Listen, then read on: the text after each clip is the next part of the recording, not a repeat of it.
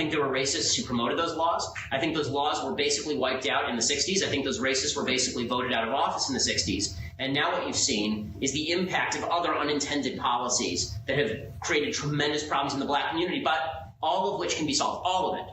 All of which can be solved by individual responsibility. Individual responsibility, right? Don't tolerate crime in your own community. Work with the cops. Ensure that your kids have fathers in the home so they're not gangbanging and walking around on the streets with guns. Individual responsibility. Yeah, it would be nice. Sounds like something you would say, Phil, if that were actually the situation that we are faced with. There is no working with the cops. How are you gonna? What are you talking about? What are you gonna do? You're gonna go to the. You're gonna be a snitch. You're gonna go to That's the police. What it sounds like. You're gonna go to the police chief and say, "I would like you to completely dissolve your pension fund and redistribute it to the people who live in this city." Well, see, the secret is there is no pension fund. It's just a piece of legislation saying they're going to steal more of your shit to pay these guys when they're not working. Right? So how about we get rid of that? Then at least we're closer to a starting point of, negotiating from equal footing. See, I don't have my I don't have my hand in your grandkid's pocket for when I'm not working, but you do have your pocket in an entire generation of people's grandkids for your fake fucking pension.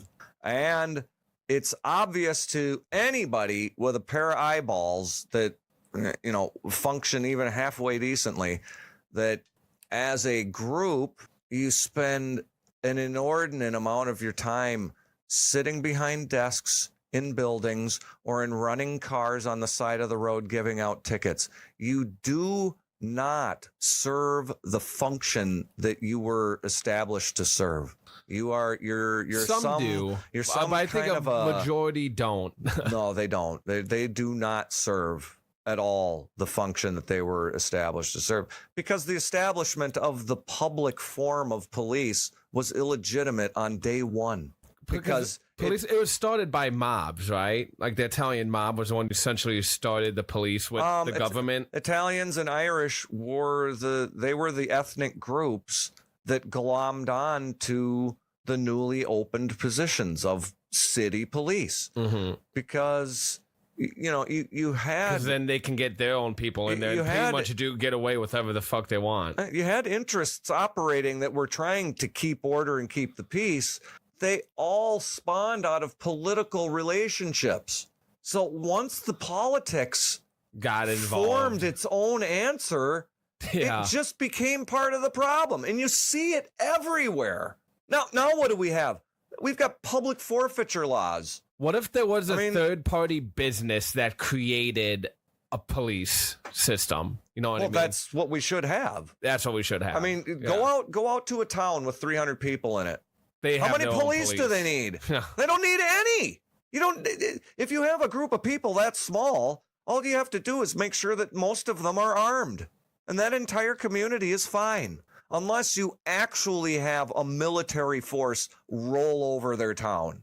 Any group of bandits that come to steal a tractor or, carjack somebody, they're probably not going to make it out of town. So people who are willing to do that kind of shit won't even go there.